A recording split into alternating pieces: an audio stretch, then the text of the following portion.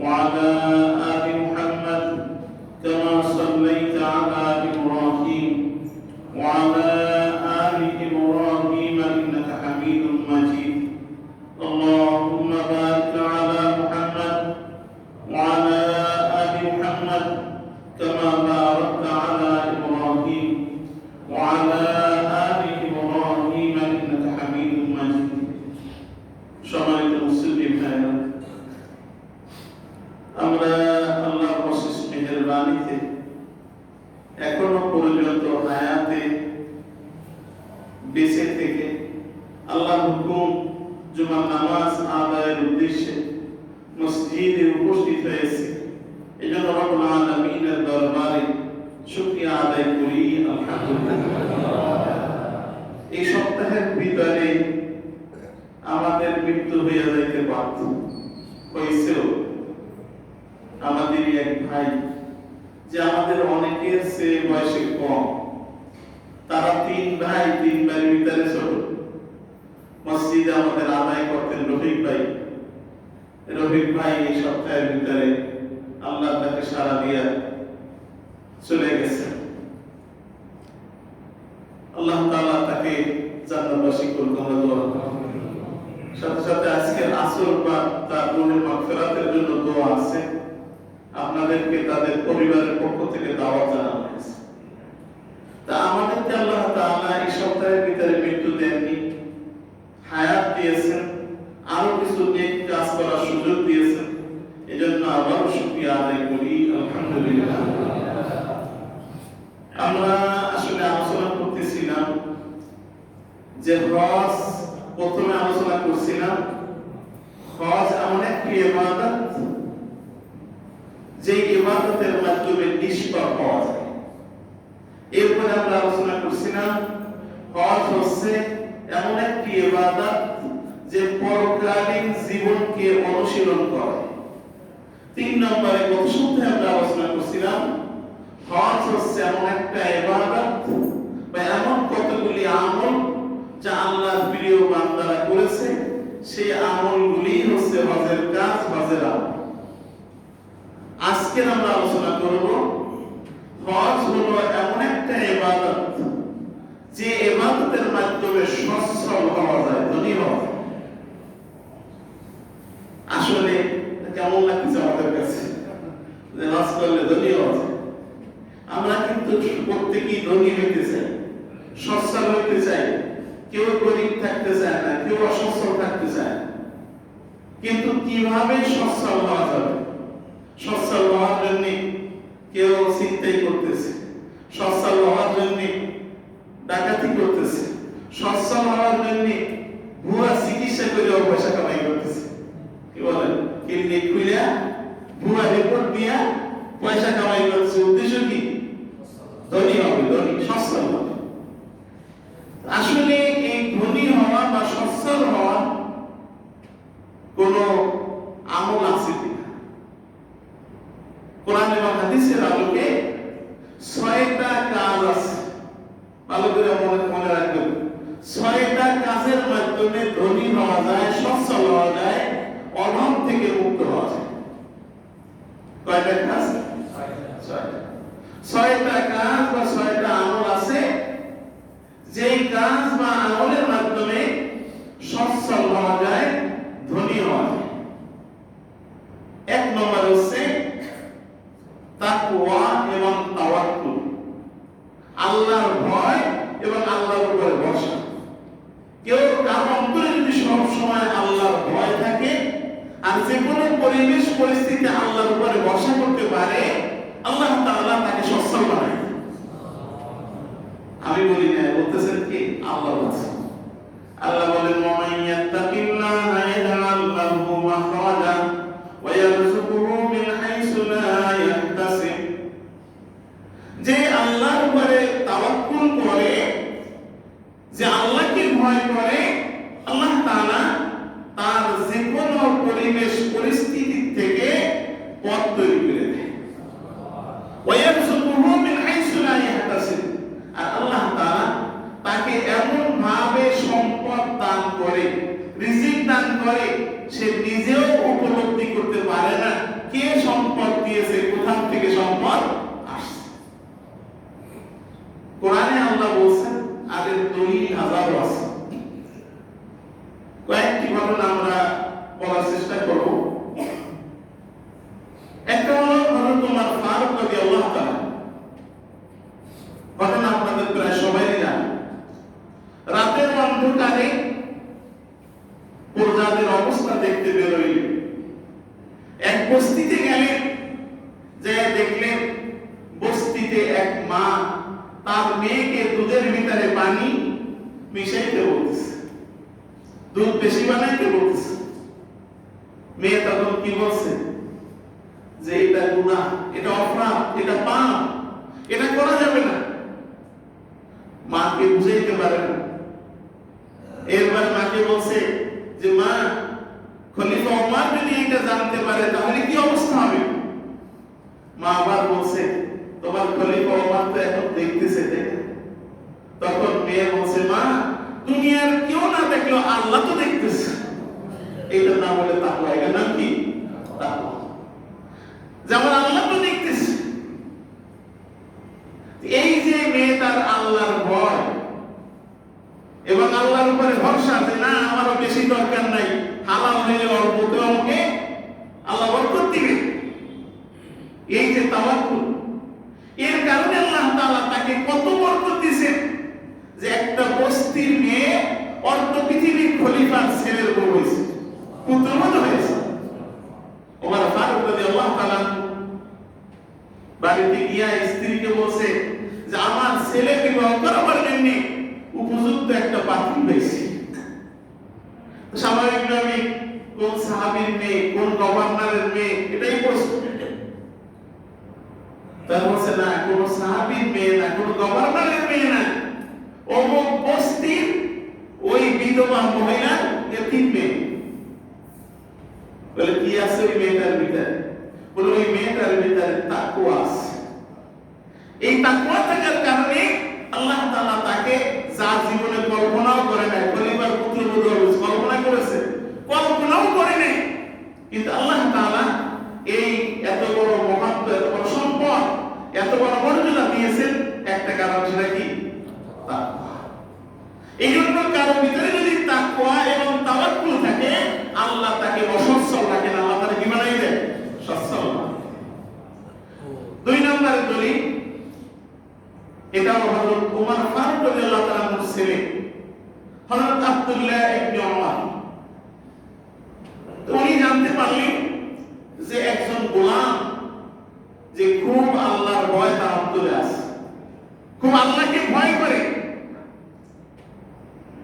আব্দুল্লাহ ইবনে ওমর রাদিয়াল্লাহু তাআলা উনি ওই গোলামের কাছে গেলেন গোলামকে পরীক্ষা করতে। যাই দেখে গোলাম ছাগল রাখতেছে, 300 ছাগল রাখালি করতেছে। তাই গোলামকে গিয়া পরীক্ষা করার জন্য বলছে, তুমি আমার কাছে একটা ছাগল বিক্রি করো। বলে না, মালিক তো আমাকে রাখালি করতে দিয়েছে, ব্যস্ত তো দেয় না। এইবারে আব্দুল্লাহ ইবনে ওমর রাদিয়াল্লাহু তাআলা বলেন যে তুমি যদি একটা ছাগল বেচো, টাকাটা তোমার হবে, আর তুমি মালিককে গিয়ে বলতে পারবা যে একটা ছাগল মরে গেছে, মালিক দিয়ে আসছে। তখন গোলাম বলছে যে আমি এই কাজটা করব, আমার মালিক জানবে না, মালিক দেখবে না, কিন্তু আমার আল্লাহ কি দেখবে না? আমার আল্লাহ তো দেখবে। আপনি সরেন, আপনি যান, আমি ছাগল বেচবো। আব্দুল্লাহ ইবনে ওমর রাদিয়াল্লাহু তাআলা মালিকের কাছে গেলেন। মালিকের কাছে গিয়ে বললেন, তোমার এই গোলামটা আমি কিনবো, কত টাকা চাও? তা মালিক যে টাকা চাইছে সেই টাকা দিয়া গোলাম কিনে আছে। কিনে আইনা এরপরে বলছে, ভাই তোরে আমি আযাব করে দিলাম, তুই আজকের থেকে আমার ভাই, এবং তোর যত প্রয়োজন আমি পূরণ করব। এই যে তাকে সচ্ছলতা ফিরে আসছে না, গোলামির থেকে আজাদি, অভাবের থেকে সচ্ছলতা, কারণ কি? আল্লাহর ভয়। এরপরে এরকম তাওয়াক্কুল করলে, আল্লাহর উপরে ভরসা করলে, আল্লাহ যে ব্যবস্থা করে হযরত জুন্নুন মিসরি রাহমাতুল্লাহ আলাইহি, যিনি একবার সফরে বের হয়েছে একটা মাত্র রুটি সাথে, রুটি নিয়ে তিনি একটা গাছের নিচে বসে রুটিটা ছিঁড়া অর্ধেক খাইছেন, আর অর্ধেক আরেক বেলার জন্য রাখছেন। একটা কাক এসে রুটির সবল মেরে নিয়ে গেছে। তো ওনার মনে মনে আফসোস হইল যে আমার খাবার আছে সারা বাড়ি, অর্ধেক রুটি তাও কাক নিয়ে গেল। আর কাকের পিছনে পিছনে দৌড়াইছে আসলে রুটি পাওয়া যায় কি। তো দেখলো যে কাকটা ওই অনেক দূর যায় একটা গাছের উপরে বসে, বৈশা কাককে ওই রুটি পায়ে ধইরা ঠোঁট দিয়ে ছিঁড়ে ছিঁড়ে নিচে ফালাচ্ছে, নিজে খায় না। এখন ওনার কাছে আরো আশ্চর্য লাগছে, কেমন কাক যে রুটি সে নিজে না খেয়ে ছিঁড়ে ছিঁড়ে ফালাচ্ছে। তো উনি ওই নিদর্শন দেখে দেখে সেখানে গেছে, যাইয়ে দেখতেছে একটা শুকনা কুয়া, ওই কুয়ার ভিতরে রুটি ফালাচ্ছে। তাহলে কুয়ার ভিতরে রুটি ফালায় কেন দেখি, তাকাই দেখতেছে কুয়ার ভিতরে একজন মানুষ পড়ে ওইখানে বসে আল্লাহকে ডাকতেছে। এখন লোকটারে জিজ্ঞাসা করছেন, মাসরি ভাই কি অবস্থা বলো তুমি? তাহলে আগে আমারে তোলো, তারপরে বলতেছি, তোলার ব্যবস্থা করো। লোকটাকে তুলছে, তোলার পরে লোকটা বলছে যে আমি অসতর্কতাবশত কুয়ার ভিতরে পড়ে গেছি, তো কুয়ার থেকে আমার ওঠার কোনো সুযোগ নাই, আমার খাবার নাই, কিছু নাই, আমি ক্ষুধায় একেবারে মূর্ছ। তখন আমি আমার আল্লাহরে ডাকলাম যে আল্লাহ তুমি ছাড়া কেউ আমার নাই, তোমার উপরে আমি তাওয়াক্কুল করলাম, ভরসা করলাম, তুমি আমারে খাওয়াইতে পারো, তুমি আমারে এখান থেকে উদ্ধার করতে। আল্লাহর উপরে তাওয়াক্কুল করার পরে দেখতেছি এই কাক এসে রুটি আমার মুখে আমার কুয়ার ভিতরে ফালাচ্ছে, আমি ওই রুটি খাইছি। আর রুটি দেখার জন্য আপনি আসেন, আমার তোলার ব্যবস্থা হয়ে গেছে। তাহলে সচ্ছলতা যদি আপনি আমি চাই, এক নম্বরে লাগবে কি আল্লাহর ভয় এবং আল্লাহর উপরে ভরসা। আমাদের তো আল্লাহর উপরে কোনো আস্থা নাই, তাওয়াক্কুল নাই। করুণারে যে ভয় পাই, আল্লাহরে তো ভয় পাই না। কি বলেন? তার আল্লাহকে যদি এর কিছু ভয় করতাম, তাহলে এত অপরাধ, এত দুর্নীতি, এত খারাপ কাজ এখনো চলতে পারত। এই চিন্তা করা যায় যে একটা মানুষকে ভুল রিপোর্ট দিয়া এরপরে পয়সা কামাই করছে, এগুলারে কয়বার ফাইন খরচ করতে হয় তা বুঝিলে একবার তো ইমান দিলে হয় না, মানে শতবার যদি খরচ পায় তাহলে বিচার হইত। কিন্তু দেখা যাবে আইনের ফাঁক দিয়ে বেরোয় যাবে, বিচার হবে না। তাহলে এক নম্বর হলো আল্লাহর উপরে তাওয়াক্কুল এবং আল্লাহর ভয়। ধনী হইতেছে আমরা সবাই, আপনি ধনী হন। দুই নম্বরে যদি কেউ সচ্ছল হইতে চায়, ধনী হইতে চায়, তাহলে বেশি বেশি ইস্তিগফার করতে হবে। আস্তাগফিরুল্লাহ, আস্তাগফিরুল্লাহ মুখে থাকবে কি আস্তাগফিরুল্লাহ। তো ইস্তিগফার করলে যে ধনী হওয়া যাবে এটা পাইলে কথা কোরআনের ভিতরে আছে, ফাকুলতু আস্তাগফিরু রাব্বাকুম ইন্নাহু কানা গফফারা ইরসিলুস সামাআ আলাইকুম মিদরারা ওয়া ইমদিদকুম বিআমওয়ালিন ওয়া বানিন। সূরা নূহের ভিতরে আল্লাহ তাআলা বলেন, আমি বললাম তোমরা ইস্তিগফার করো, তোমাদের রবের কাছে ইস্তিগফার করো, ফাইন্নাহু কানা গফফারা, তিনি তোমাদের গুনাহগুলো মাফ করে দেবেন। ওয়া ইরসিলুস সামাআ আলাইকুম মিদরারা, আর তিনি আসমান থেকে তোমাদের জন্য বৃষ্টি বর্ষণ করবেন, আর এ দিয়ে তোমাদেরকে আল্লাহ তাআলা সম্পদ এবং সন্তান দিয়ে দেবেন। তাহলে যার সম্পদ দরকার, সন্তান দরকার, তার দুই নাম্বার আমল কি আল্লাহর কাছে বেশি বেশি ইস্তিগফার করা, আল্লাহর কাছে বেশি বেশি মাফ চাওয়া। আমরা তো মাফ চাইতে পারি না, ইস্তেগফারও করতে পারি না। আল্লাহর কাছে মাফ চাওয়া তো মানুষের কাছেই মাফ চাইতে পারি না। আল্লাহর কাছে যদি বেশি বেশি মাফ চাই তাহলে আল্লাহ তার রিজিক বাড়াইবে। শুধু রিজিক বাড়াইবে, আমি আগেও বলেছি ইস্তেগফারে 5টা ফজিলত আছে। শুধু ইস্তেগফার যদি কেউ বেশি বেশি করে তার 5টা ফজিলত। 1 নম্বর হলো, সংক্ষেপে বলছি, 1 নম্বর হলো যে বেশি বেশি ইস্তেগফার করবে আল্লাহ তাআলা তাকে তার আযাব এবং গজব থেকে বাঁচায় রাখবে। আল্লাহ রাসূল বলেন যে ইস্তেগফার যদি কেউ করে তাহলে আল্লাহ তাআলা তার আযাব এবং তুকি মাক্তা, যে আল্লাহর গজব থেকে, আল্লাহর আযাব থেকে তাকে বাঁচায় রাখবে। 2 নম্বরে বেশি বেশি যদি ইস্তেগফার কেউ করে সমস্ত রকমের দুর্ঘটনার থেকে আল্লাহ তাআলা হেফাজত করে। তাহলে আপনি আমি বাসে রওনা হয়েছি, যদি আপনার আমার মধ্যে ইস্তেগফার থাকে তাহলে কি দুর্ঘটনা ঘটবে? এই জন্য যারা বাসে গেছেন দেখছেন যে ড্রাইভার গুলা বাস চালায় কি বলে আস্তাগফিরুল্লাহ আস্তাগফিরুল্লাহ আস্তাগফিরুল্লাহ। আর আমাদের দেশে তো বাসে গান চালাইয়ে দিয়া ড্রাইভার সিগারেট ধরাইয়ে দিয়ে এগুলো কি করে চালায়। ড্রাইভারের মুখে আস্তাগফিরুল্লাহ নাই, প্যাসেঞ্জার মুখে কি নাই আস্তাগফিরুল্লাহ। এই জন্য ইস্তেগফার যদি বেশি বেশি পড়ে তাকে আল্লাহ তাআলা দুর্ঘটনার থেকে হেফাজত করবে। 3 নম্বরে ইস্তেগফার যদি কেউ বেশি বেশি পড়ে দুশ্চিন্তার থেকে আল্লাহ হেফাজত করবে। সবচেয়ে বড় একটা রোগ হলো কি? দুশ্চিন্তা। দুশ্চিন্তা যদি কারো ভিতরে ঢোকে তাহলে তার শারীরিক মানসিক সব শেষ।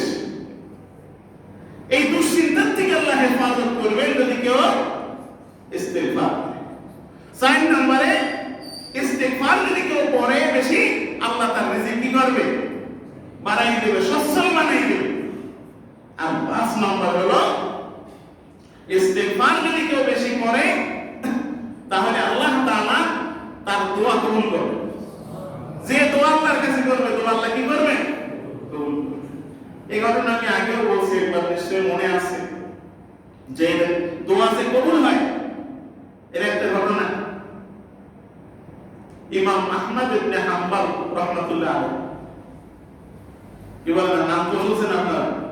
4 জন ইমামের একজন কে? ইমাম আহমদ ইবনে হাম্বল রাহমাতুল্লাহ আলাইহি। তো উনি একবার এক এলাকায় গেছেন, যে এলাকার মানুষ ওনারে চেনে না। তো এই এলাকায় গিয়া রাত্রে ঈশার নামাজ পড়ছেন এক মসজিদে। ওই মসজিদে রাত্রি যাপন করতে চাইলেন। তার অপরিচিত মানুষ মসজিদে থাকতে দেবে, থাকতে দিলে মুয়াজ্জিনের চাকরি থাকবে, কি বলে মুয়াজ্জিনের চাকরিও থাকবে না, খাদেমের চাকরি থাকবে না, ইমামের চাকরি। অপরিচিত মানুষ মসজিদে থাকতে দিতে লাগে, তো ওনারে থাকতে দেয় না। তার উনি পরিচয় দেয় না। আর যারা সম্মানী মানুষ তারা কিন্তু নিজের পরিচয় অত দেওয়ার জন্য ব্যস্ত থাকে। উনি বেরোয় গেছে, বেরোয় এখন রাত্র শীত কোথায় কাটাবেন দেখতেছেন যে একটা দোকান খোলা আছে। দোকানে গেলেন, যাই দেখলেন একটা রুটির দোকান, ওই লোক রুটি বানায় আর বেঁচে ওই রাত্রে যারা চলাচল করে রুটি কিনে। তো ওই লোকটার কাছে বললেন, ভাই আমি একজন পথিক মানুষ, আমি রাত্রে একটু তোমার কাছে থাকতে চাই। তার লোকটা বলছে থাকলে তো ভালোই হয়, কারণ আমি সামনে একা থাকি, আপনি যদি থাকেন তাহলে তো আমার জন্য ভালোই হবে। তা ঠিক আছে থাকেন, আমার এই চুলার পাশে বসেন, শীত লাগবে না, গরম লাগবে। উনি বসলেন, বসে উনি হাদিস বের করছেন, হাদিস পড়ার জন্য। হাদিসের মোতাবেলা করতেছেন, দেখতেছেন, রিসার্চ করতেছেন। কিন্তু উনি লক্ষ্য করলেন ওই রুটি আলা আটা কামিল মাথায় বলে আস্তাগফিরুল্লাহ আস্তাগফিরুল্লাহ আস্তাগফিরুল্লাহ। রুটি বেলে আর পরে আস্তাগফিরুল্লাহ, রুটি ভাজে বেলে পরে কি আস্তাগফিরুল্লাহ, খালি আস্তাগফিরুল্লাহ করতেই আছে। অনেক সময় লক্ষ্য করার পরে উনি জিজ্ঞাসা করলেন, আচ্ছা তোমাকে আমি দীর্ঘক্ষণ দেখতেছি দিছি শুধু ইস্তিগফার করো, অন্য কোনো তাসবিহ, অন্য কোনো দোয়া, অন্য কোনো জিকির না, শুধু ইস্তিগফার করতেছো। কারণ কি? বলছে হুজুর আমি ইস্তিগফার করে লাভ পাইছি। বলে কি লাভ পাইছো? যে আমি লাভ পাইছি যে আমি আল্লাহর কাছে যে দোয়া করি আল্লাহ সব কবুল করে নেয়। ইমাম আহমদ বিন হাম্বল কাছে ছিলেন যে আমি এত বড় হুজুর, আমার দোয়া তো আল্লাহ সব কবুল করে না, আর ওর দোয়া সব আল্লাহ কবুল করে না। বাকি এবার জিজ্ঞেস করছে কি কি দোয়া তোমার কবুল না? হুজুর আমি জীবনে যত দোয়া করছি সব কবুল হয়েছে, একটা দোয়া বাদ। বলে কোন দোয়া কবুল হয় নাই? বলে একটা দোয়া আমি শুনছি, এই জামানার শ্রেষ্ঠ আলেম হচ্ছেন ইমাম আহমদ ইবনে হাম্বল রাহমাতুল্লাহ। আমি আল্লাহর কাছে দীর্ঘদিন দোয়া করছি, আল্লাহ তুমি আমারে তার সাথে একটু দেখা করাই দাও। এই একটা দোয়া আল্লাহ কবুল করেন। ইমাম আহমদ ইবনে হাম্বল চোখের পানি ছেড়ে দিয়ে বলছে যে ভাই আল্লাহ তাআলা তোমার সে দোয়াটাও কবুল করছে। আর সে দোয়াটা আল্লাহ কবুল করছেন কিভাবে?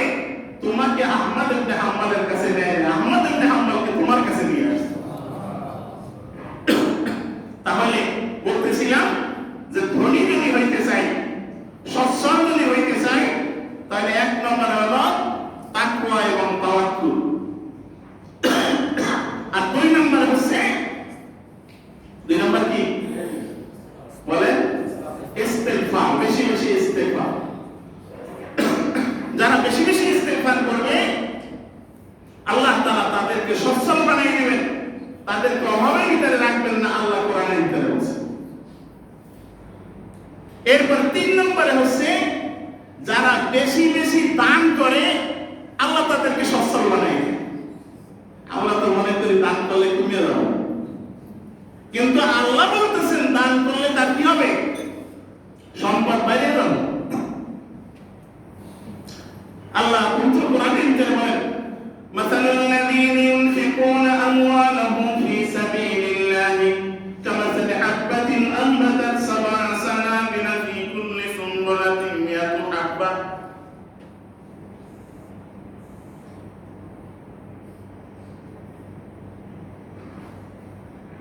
আল্লাহু ইউদাইফু লিমান ইয়াশা। আল্লাহ বলে যারা আল্লাহর রাস্তায় দান করে তাদের উদাহরণ হলো একটা বীজ বপন করলো, ওই একটা বীজে 60টা ছড়া হইল। এক একটা ছড়ায় কতটা ফসল হয়? কমসে কম 100 টাকা হয়েছে। 60টা ছড়ায় কয়শো হয়েছে? একটা হয়েছে কত? 700। এরপরে আল্লাহ যারা ইচ্ছা করে এই 700 গুণ 700 পর্যন্ত বানায়। আল্লাহর রাস্তায় দান করলে সম্পদ বাড়ে, বলছেন কি? আল্লাহ বলছে। আমাদের মনে হয় যেন কমে যাবে, এই জন্য পেতে মনে রাখে। আমরা আবার যারা একটু দান করে তারা আবার মাসলা করে। এখন মাসলা শুরু হয়েছে, এ পর্যন্ত মনে হয় অন্তত 50টা প্রায় মনে হয় মোবাইল আমার কাছে আসছে যে হুজুর এবছর কোরবানি না দিয়ে দান করে দেওয়া যাবে না। মানে শয়তান মাথার মধ্যে ঢুকছে, শয়তান মাথার ভিতরে ঢুকছে যে কোরবানি না করে কি করতে হবে? দান করতে হবে। যেখানে আল্লাহ রাসূল বলতেছেন যে কোরবানির 3 দিনের ভিতরে আল্লাহর কাছে সবচেয়ে পছন্দনীয় আমল হলো কোরবানি করা। দান করা পছন্দনীয় না কোরবানি করা পছন্দনীয়? এরপরে আল্লাহ রাসূল বলেন মান লাহু সাআতুন আন ইউদহি ওয়া লাম ইউদহি ফালা ইয়াকরাবু সালাত। যেই লোকের কোরবানি করার সামর্থ্য আছে কোরবানি করলো না, ওজন আমার ঈদগাহের কাছেও আসে না, ওর নামাজ পড়া লাগে। এখন নামাজ লাগে না কার? ইমানদারের না বেঈমানের? ধরে বলেন ইমানদারের না বেঈমানের? দেখ কোরবানি করার সুযোগ থাকলেও কোরবানি যারা না করে এরা কি ইমানদার না বেঈমান? আল্লাহর রাসূল এত কঠিন কথা বলছেন, এখন ওরা কি শুরু করছে? কোরবানি না করে দান করা। হ্যাঁ, আপনার যদি এত দান করার ইচ্ছা থাকে গরু একটা কিনা ওই বস্তিবাসীকে দিয়ে আসেন যে তোমরা জবাই করে কোরবানি দিয়ে খাইয়ে ভালো, এটা দান হবে না? কি বলে এটা দান হবে না? কিন্তু ওই না কোরবানি না করিয়া দান করা যাবে না, তার মানে শয়তান মাথার মধ্যে ঢুকেছে এইটা বাদ দেয়, কারণ শয়তান তো ভালো সুরাতে আসে, খারাপ সুরাতে আসে। কোরবানি বন্ধ করার জন্য শয়তান এরকম একটা ভালো সুরাতে আসছে যে এখন এই পরিস্থিতিতে কোরবানি করবি, সে দান করিয়ে দে, সে দান করে দে, তোর ইমানটা নষ্ট হোক। এই জন্য দান যারা করে তারা কোরবানিও করে, দানও, যারা কোরবানি করে তারা দান করে। আর যারা ওই এইরকম ফতোয়া দেয়, মাসালা খোঁজে, যাই দেয়, ওরা দানও করে না, কোরবানিও। এই জন্য আল্লাহ তাআলা সম্পদ বাড়াই দেয়, আরেকটা কারণ ধনী বানাই দেয়। তিন নম্বর কারণটা কি? দান। হযরত ওসমান রাদিয়াল্লাহু তাআলা একবার মদিনা শরীফে একেবারে দুর্ভিক্ষ চলতেছে। এই দুর্ভিক্ষের সময় উনি মাল আনলেন, এক বর্ণনা মতে প্রায় 1000 মণ, 1000 মণ খাদ্যশস্য আনলেন। তো ওনার এই মাল আসবে শুনে খুচরা ব্যবসায়ীরা এরা সব পথে দাঁড়াই আছে, যে আসার সাথে সাথে সবাই ওনার কাছে কিনে নেবে, কিনে নিয়ে ওরা বাজারে কি করবে? বেচবে। তো ওসমান রাদিয়াল্লাহু তাআলা আনহু এই খাদ্যশস্য যখন আসছে, তখন এই খুচরা ব্যবসায়ীরা ওনাকে প্রস্তাব দিয়েছে যে আপনার এই মালে আমরা 25% লাভ দিয়া এইখান থেকে কিনে নিচ্ছি, আপনার দোকানে ওরা লাগবে না, আমরা এইখান থেকে কিনে নেব। তো ওসমান রাদিয়াল্লাহু তাআলা বলেন, তোমরা তো 25% লাভ দেবা, আমি 700 গুণ লাভে এর আগে বিক্রি করে ফেলাইছি। সুবহানাল্লাহ। আমি তো 700 গুণ লাভে আগে থেকে কি করছি? তখন বলছেন যে আমরা তো আগে থেকে কিনে সে তা বসে আছি, আমাদের আগে তো আপনার সাথে কারো সাক্ষাৎ হয় না, আপনি কি করেন 700 গুণ লাভে বেচেন। তখন উনি ঘটনা বললেন যে আসলে আমি এই চালান নিয়ে আসছি, দেশে দুর্ভিক্ষ চলতেছে, এই অভাবী মানুষদের ভিতরে দান করা হয়েছে। ওসমান রাদিয়াল্লাহু তাআলা যে এত দান করছে, উনি গরিব ছিলেন না ধনী ছিলেন? ওনার নাম কি? ওসমান গনি। গনি মানে কি? ধনী। দান করছেন, ওনার সম্পদ কমে নাই, সম্পদ আল্লাহ বাড়াই দিয়েছে। আমাদের সম্পদশালীদেরকে এরকম দান করতে হবে। যার যে অনেক আছে, আমার থাকলে আমি সব দেব, তুমি থাকলে মোটেও দিতে, কি বলে, তোমার থাকলে মোটেও দিতে না। যে দেয় সে 10 টাকা থাকলেও দেয়, আর যে দেয় না সে কোটি টাকা থাকলেও দেয়। এই জন্য প্রত্যেকে যদি আপনি যদি চাই আমার সম্পদ বাড়ুক, যা আছে তাই দিয়ে কি করতে হবে? দান করতে হবে। দানে সম্পদ বাড়ে। এই জন্য যাকাত শব্দের এক অর্থ হলো বৃদ্ধি পাওয়া। যাকাত শব্দের অর্থ কি? বৃদ্ধি পাওয়া, মানে যাকাত দিলে সম্পদ কি হবে? বাড়বে। দান করলে সম্পদ বাড়বে। তাহলে কয়টা গেল? মনে করেন কয়টা গেল? 1 নম্বরে তাওয়াক্কুল এবং তাকওয়া, 2 নম্বরে ইস্তিগফার, 3 নম্বরে হলো দান, 4 নম্বরে হলো আল্লাহ রাসূল বলেন তাবিউ বাইনাল হজ্জি ওয়াল উমরাহ فإنهما ينفيان الفقر والذنوب। যে তোমরা হজ এবং উমরা করো, তাহলে আল্লাহ তাআলা তোমাদের সচ্ছল বানাই দেবে আর তোমাদের গুনাহ মাফ করে দেবে। এজন্য হজ এবং উমরা করলে সম্পদ কমবে না বাড়বে? দেখা তো যায় 3.5 লাখ চলে যাবে। হজে গেলে কয় লাখ যাবে? 3.5 লাখ। উমরায় গেলে 1 লাখ যাবে। আর আল্লাহ রাসূল বলে فإنهما ينفيان الفقر, যে তুমি হজ উমরা করো, আল্লাহ তোমার অভাব দূর করে দেবে। কালকের একজন আলেম সাহেব, এক হাফেজ সাহেব, যারে আমি 28 বছর ধরে দেখি কাছের থেকে, অভাব আর অভাব, মানে এমন কোন মাস ছিল না যে বেতন নিতে পারে। আগেই সব ঋণ নিয়ে কি খাওয়া শেষ। এই লকডাউনের আগে, করোনার আগে, একজনে তারে টাকা দিয়ে ওমরা করার টাকা দিয়েছে, ওমরা করেছে। তো কালকে বলতেছে হুজুর, আমি কাল হাদিসটা পড়তেছি বলে তো কাছে হুজুর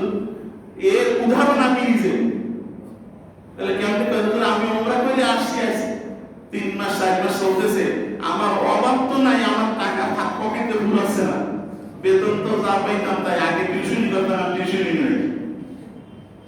তাহলে বেতন কমছে কিন্তু তার অভাব নাই। সে নিজের মধ্যে আমার কোনো অভাব নাই, কেন কেমনে যেন অভাব মনে হয় না। কারণ আগে প্রায় আমার কাছে টাকা দান পেত। আমি কালকে জিজ্ঞেস করতেছি যে তুমি বাজারটা যারা আছে টাকা পয়সা রাখবেন, কয় তোমার এই বলবো যে বুঝুন যে আমার অভাব তো নাই, আমার এই কয় মাসের মধ্যে এখন একটা টাকাও ঋণী হয়নি। তাহলে ওয়াজ এবং উমরা করলে আল্লাহ তাআলা কি করবেন? অভাব দূর করে দেবেন, সচ্ছল বানাই দেবেন, ধনী বানাই দেবেন। অনেকে হজে আসার পর সম্পদ পারলে আবার পিছনে বসে কয় মনে হয় স্বর্ণ কিছু আছে। স্বর্ণ তো জায়গায় রাস্তাঘাটে পাওয়া যায়, কি বল ঠিক না? ও জায়গায় স্বর্ণ আনলে কিনে আনা লাগে না? কিনে আনা লাগে। এক ভরিতে হয়তো এই জায়গায় 2,000 টাকা কম, 3,000 টাকা। তাহলে ধনী অঞ্চলে তো স্বর্ণ আনা লাগে, তাহলে কয়েক মন আনা লাগে। তা তো আনা যাবে না, 12 ভরির বেশি আনা যাবে না। আসলে তো ওইটা না, আসল তো এইটা। যদি হজ এবং উমরা করে আসে, আল্লাহ তাকে ধনী বানাই দেয়, আল্লাহ তাকে সচ্ছল বানাই দেয়। আল্লাহ কোন জায়গাতে বানাবে সেটা তো আপনার আমার হিসাব দেবে না। আল্লাহ কোন ভাবে তাকে কি করে সচ্ছল বানায়। এরপরে কয় নাম্বার গেল? 4 নাম্বার। 5 নাম্বার হলো আল্লাহ রাসূল বলেন, বুখারী এবং মুসলিম শরীফে হাদিসটা আছে, হযরত আনাস ইবনে মালিক রাদিয়াল্লাহু তাআলা আনহু হাদিসটা বর্ণনা করেন। আনাস ইবনে মালিক রাদিয়াল্লাহু তাআলা আনহু বলেন, হুজুর সাল্লাল্লাহু আলাইহি ওয়াসাল্লাম বলেছেন, মান আহাব্বা আন ইয়াবসুতা লাহু রিজকাহু ওয়া ইয়ানসা লাহু উমরাহু ফালইয়াসিল রাহিম, আও কামা ক্বালা আলাইহিস সালাতু ওয়াসসালাম। হুজুর সাল্লাল্লাহু আলাইহি ওয়াসাল্লাম বলেন, যে লোক ধনী হইতে চায় এবং বেশি দিন বাঁচতে চায়, কয়টা? হায়াত বৃদ্ধি চায়, আর কি চায়? ধনী হইতে চায়। যেই লোকটা ধনী হইতে চায়, সচ্ছল থাকতে চায় এবং হায়াত বৃদ্ধি করতে চায়, সেই লোকটা যেন আত্মীয়দের সাথে ভালো আচরণ করে, আত্মীয়তার সম্পর্ক রক্ষা করে, তাহলে আল্লাহ তাআলা ধনী বানাই দেবেন। আর ভাইয়ের সাথে সম্পর্ক নেই, বোনের সাথে সম্পর্ক নেই, চাচার সাথে সম্পর্ক নেই, অনেক কখন করার মা বাবার সাথেও সম্পর্ক, তাহলে কি সচ্ছল হবে না? বেড়াতে হবে। ওর অভাব তো জীবনেও ছাড়বে না, ওর অভাব তো জীবনেও ছাড়বে না। দেখা যায় যে 5 তলা বাড়ি আছে, যাই দেখা যায় 10 তলা সমান পরিমাণ ঋণ আছে, কি বলেন ঠিক না? কারণ হলো আত্মীয়দের স্থান ওই 5 তলায় নাই, তাদের কোনো জায়গা নাই ও বাড়িতে। ও বাড়িতে কুকুরের জন্য একটা রুম আছে, কিন্তু মায়ের জন্য রুম নাই। মারে পাঠাই দেয় কোথায়? এই আর এক গজব আল্লাহ ওখানে পাঠাই দেয়। এই জন্য কেউ যদি ধনী হইতে চায়, কেউ যদি সচ্ছল হইতে চায়, তাহলে তার আত্মীয়দের সাথে ভালো আচরণ করতে হবে, সুসম্পর্ক রাখতে হবে। আর সুসম্পর্ক কি? আমার আত্মীয়র ভিতরে কেউ গরিব আছে, খোঁজ নিতে হবে, সাধ্য অনুযায়ী তার সাহায্য করতে হবে। এই বর্তমান প্রেক্ষাপটে অনেক আত্মীয় স্বজন এমন আছে যাদের খোঁজ খবর নেওয়া উচিত। আমার এক আত্মীয় চাকরি নেই, ছেলের চাকরি ছিল, তারও চাকরি নেই, অভাবের ভিতরে খুবই অভাবের। তো শুরু থেকে প্রত্যেক মাসে আমরা 2 ভাই কিছু কিছু টাকা পাঠাই। গত পরশুদিন মোবাইল করে কাইতে দিয়েছে যে যদি এই টাকা কয়টা না পাঠাইতেন তা আমরা কি কি খাইতাম আর কি চলতাম আমরা। তো এরকম তো প্রত্যেকের আত্মীয় স্বজন আছে, কি বলেন? প্রত্যেকের আত্মীয় স্বজন আছে। এই জন্য যদি আপনি আমি ধনী হইতে চাই, আত্মীয়দের খোঁজ নেই, তাদেরকে দেখেন সেলাই নীতি বলছে আত্মীয়তার সম্পর্ক রক্ষা করি, ভাইয়ের যে হক, ভাইয়ের যে অধিকার এটা আদায় করি, বোনের যে হক, বোনের যে অধিকার এটা আদায় করি। অনেকের বাড়ি দেখা যায় যে শাশুড়ি থাকে, শালা থাকে, শালি থাকে, সমস্যা নাই, কিন্তু ভাইয়ের খোঁজ নাই, বোনের খোঁজ নেই।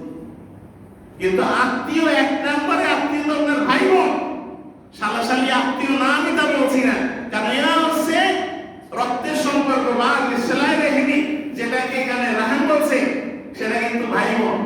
চাচা ফুফু খালা মামা এরা হচ্ছে এর ভিতরে। আপনি শালা শালীরা যত্ন করবেন না, তারা করবেন, কিন্তু এদের হক বেশি। এদের হক কি? এই জন্য যদি ধনী হইতে চাই তাহলে আপনার আমার আত্মীয়দের সাথে সুসম্পর্ক রক্ষা করতে হবে, সামর্থ্য অনুযায়ী সাধ্য অনুযায়ী তাদের খোঁজখবর রাখতে হবে। কিছু না, আমি দেখছি সামান্য দিয়ে যে এই আমের সময় তাদের থাক, তারপরও প্রত্যেক বাইরে 5 কেজি করে আম কিনে বানাই দেন। যদি দূরে থাকে 5 কেজি আমের টাকা বানাই দেন, দেখবেন যে সে কত খুশি হবে, কত খুশি হবে। সে আম কিন্তু 5 মণ কিনে খাইছে, কিন্তু এই 5 কেজি পাইয়া যে আমার বড় ভাই আমার আম পাঠাইছে, কি বলে? বলবে না? এটাই দোয়া।